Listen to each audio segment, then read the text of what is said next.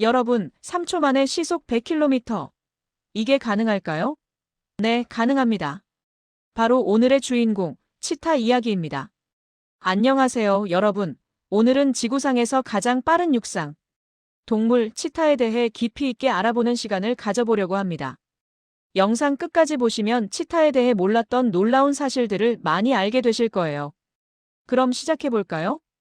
치타는 고양이과 동물 중에서도 가장 독특한 종입니다. 주로 아프리카와 이란 일부 지역에 살고 있어요. 치타 하면 가장 먼저 떠오르는 게 바로 속도죠. 시속 110에서 120km로 달릴 수 있는데요. 이건 고속도로를 달리는 자동차 속도와 비슷합니다. 하지만 오늘 여러분께 보여드릴 치타의 매력은 속도만이 아닙니다. 먼저 치타의 몸을 한번 살펴볼까요? 치타의 몸은 말 그대로 완벽한 속도 머신입니다. 성체 기준으로 몸 길이는 112에서 150cm 정도, 여기에 꼬리 길이가 60에서 80cm 더해집니다. 체중은 21에서 72kg 사이예요. 사자나 호랑이 같은 대형 고양이들에 비하면 훨씬 가볍죠. 바로 이 가벼운 체중이 치타를 빠르게 만드는 비밀 중 하나입니다. 치타의 몸은 길고 날씬해요. 긴 다리와 유연한 척추를 가지고 있는데 달릴 때 이 척추가 용수철처럼 움직입니다. 구부러졌다 펴지면서 보폭을 무려 7에서 8m까지 늘릴 수 있어요. 여러분이 걷는 보폭이 한 60에서 70cm 정도인 걸 생각하면 정말 엄청난 거죠. 치타의 머리는 작고 둥글며 주둥이는 짧고 눈은 높은 위치에 있습니다. 이 모든 게 공기 저항을 최소화하는 유선형 디자인이에요. 마치 F1 레이싱카처럼 공기역학적으로 설계된 거죠. 여기서 정말 흥미로운 부분이 있는데요. 바로 치타의 발톱입니다. 보통 고양이들은 발톱을 집어넣을 수 있잖아요. 그런데 치타는 발톱을 완전히 집어넣을 수가 없어요. 이게 왜 중요하냐면요. 육상 선수들이 신는 스파이크 신발 생각해보세요. 땅을 강하게 박차고 나갈 수 있게 해주죠. 치타의 발톱도 똑같은 역할을 합니다. 게다가 발바닥에는 단단한 패드가 있어서 고속으로 달릴 때 미끄러지지 않게 해줘요. 그리고 치타의 긴 껴리를 빼놓을 수 없죠. 이 꼬리는 균형을 잡는데 아주 중요한 역할을 해요. 치타가 사냥감을 쫓으면서 급격하게 방향을 바꿀 때 이 꼬리가 반대 방향으로 휘어지면서 방향타처럼 작동합니다. 마치 줄타기 하는 사람이 긴 막대를 들고 균형을 잡는 것처럼요. 치타의 얼굴을 자세히 보시면 눈 아래에 검은 줄무늬가 있는 걸 볼 수 있어요. 이걸 눈물 자국이라고 부르는데요. 이게 단순히 예쁘라고 있는 게 아닙니다. 햇빛 반사를 줄여주는 역할을 해요. 미식축구나 야구 선수들이 눈 밑에 검은 칠을 하는 거 보신 적 있으시죠? 똑같은 원리예요. 치타는 주로 낮에 사냥하니까 이게 정말 유용한 거죠. 치타의 털은 황갈색의 검은 반점이 있는데요. 재밌는 건 이 반점 패턴이 개체마다 전부 다르다는 겁니다. 사람의 지문처럼 각각의 치타를 구별할 수 있어요. 그리고 이 무늬가 사바나 풀숲에서 위장막 역할을 해줍니다. 자, 이제 본격적으로 치타의 놀라운 속도에 대해 이야기해 볼게요. 아까 시속 100km 이야기했죠? 치타는 정지 상태에서 시속 100km까지 단 3초 만에 도달합니다. 페라리나 람보르기니 같은 슈퍼카들도 이것보다 느려요. 정말 놀랍지 않나요? 최고 속도로 달릴 때 치타는 한 걸음에 8m를 나아갑니다. 그리고 1초에 4걸음을 내딛어요. 이게 뭘 의미하냐면요. 치타가 달릴 때 공중에 떠 있는 시간이 땅에 발을 딛고 있는 시간보다 더 길다는 겁니다. 거의 날아다닌다고 봐도 되는 거죠. 하지만 이런 엄청난 속도에는 대가가 따라요. 치타는 이 최고 속도를 20에서 30초밖에 유지하지 못해요. 거리로는 400에서 600m 정도죠. 왜 그럴까요? 이렇게 빠르게 달리면 엄청난 에너지가 소모되고 체온이 위험할 정도로 올라갑니다.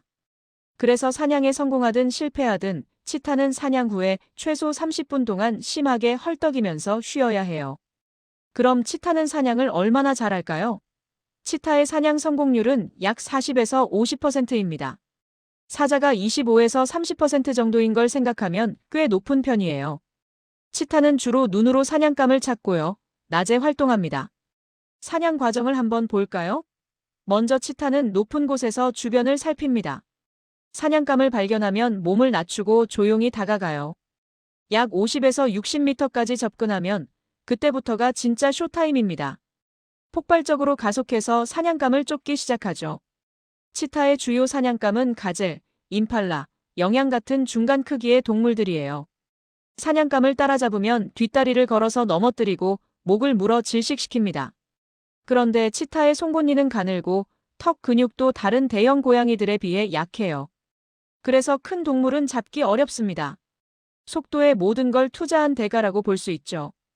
이제 치타의 사회생활에 대해 알아볼게요. 치타는 암컷과 수컷의 생활 방식이 완전히 달라요. 암컷은 기본적으로 혼자 살아요. 새끼를 키울 때만 함께 있고요.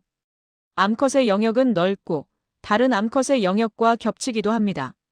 반면에 수컷은 형제들과 연합을 만들어서 평생 함께 지내는 경우가 많아요. 보통 2마리에서 3마리가 팀을 이루는데요. 이렇게 뭉치면 영역을 방어하기도 쉽고 암컷에게 접근하기도 유리하거든요. 수컷 연합은 특정 영역을 차지하고 나무나 바위에 소변으로 표시를 해둡니다. 다른 수컷이 침입하면 가차없이 공격하죠. 연합을 만들지 못한 외로운 수컷들은 영역 없이 떠돌아다니게 됩니다. 이제 새끼 이야기를 해볼까요? 암컷 치타는 약 90에서 95일 임신한 후에 한 번에 3마리에서 5마리 정도의 새끼를 낳아요. 새끼들은 눈을 감은 채로 태어나서 완전히 엄마한테 의존합니다. 2주쯤 지나면 눈을 뜨고요. 5주에서 6주가 되면 엄마를 따라다니기 시작해요. 여기서 정말 신기한 게 있는데요. 치타 새끼는 태어날 때 등과 머리에 긴 회색 털이 있어요. 이걸 망토라고 부르는데 생후 3개월쯤 되면 사라집니다. 이 망토가 왜 있는 걸까요? 풀숲에서 위장하는 데 도움이 되고요. 어떤 학자들은 이게 꾸로 소리를 흉내내서 포식자를 겁주는 거라고도 해요. 하지만 정말 안타까운 사실을 말씀드려야겠네요. 치타 새끼의 약 90%가 생후 3개월 안에 죽습니다. 사자, 표범, 하이에나 같은 다른 포식자들한테 잡아먹히는 거죠. 그래서 엄마 치타는 새끼를 지키기 위해 자주 은신처를 옮기고 항상 주변을 경계합니다. 정말 고된 육아죠. 새끼들은 약 18개월 동안 엄마와 함께 지내면서 사냥하는 법을 배워요. 처음에는 엄마가 잡은 작은 동물로 연습하다가 점점 직접 사냥에 참여하게 됩니다. 독립할 때가 되면요. 암컷 새끼는 혼자 떠나서 단독 생활을 시작하고 수컷 새끼들은 함께 남아서 형제 연합을 만들어요. 재밌는 사실 하나 더. 치타는 사자나 호랑이처럼 포효하지 못해요. 대신 다양한 소리를 내는데요. 가장 특징적인 건 처핑이라는 소리예요. 마치 새 울음소리 같은데 서로를 부르거나 새끼를 찾을 때 이 소리를 냅니다. 또 가르랑거리는 소리도 내고 으르렁거리기도 하고 위협받으면 쉿하고 침을 뱉는 소리도 내요. 이제 치타가 어디에 사는지 알아볼까요? 옛날에는 치타가 정말 넓은 지역에 살았어요. 아프리카 전체는 물론이고 중동, 중앙아시아, 심지어 인도까지 있었습니다. 하지만 지금은 많이 줄어들었어요. 오늘날 야생 치타의 대부분은 아프리카 남부와 동부에 살고 있고요. 특히 나미비아, 보츠와나, 남아프리카 공화국, 케냐, 탄자니아 같은 나라에 많이 있습니다. 아시아에는 이란에만 아주 조금 남아 있어요. 이란의 아시아 치타는 50마리도 안 되는 것으로 추정됩니다. 정말 심각한 상황이죠. 인도에서는 1952년에 마지막 치타가 목격된 후로 완전히 사라졌어요. 하지만 최근에 아프리카에서 치타를 다시 들여와서 복원하려는 프로젝트가 진행되고 있습니다.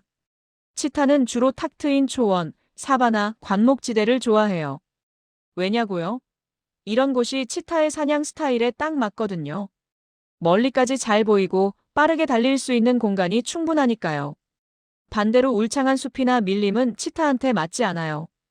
여러분, 이제 정말 중요한 이야기를 해야 할 것 같아요. 치타의 현재 상황 말이에요. 치타는 국제자연보전연맹의 적색 목록에서 취약종으로 분류되어 있습니다. 지금 전 세계의 성체 치타가 약 7,000마리밖에 안 남았어요. 지난 50년 동안 개체수가 엄청나게 줄었고요. 서식지도 옛날에 약 9%밖에 안 남았습니다. 왜 이렇게 됐을까요? 치타가 직면한 위협은 여러 가지예요. 첫 번째는 서식지가 사라지고 있다는 겁니다. 사람들이 농사를 지으려고 도시를 만들려고 치타가 살던 땅을 차지하고 있어요.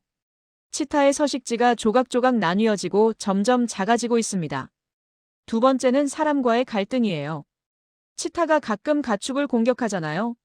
그러면 농부들이 화가 나서 치타를 죽이는 경우가 있어요.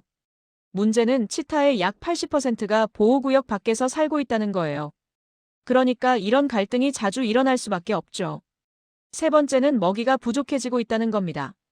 사람들이 사냥을 하고 서식지가 변하면서 치타가 주로 잡아먹는 영양 같은 동물들도 줄어들고 있어요.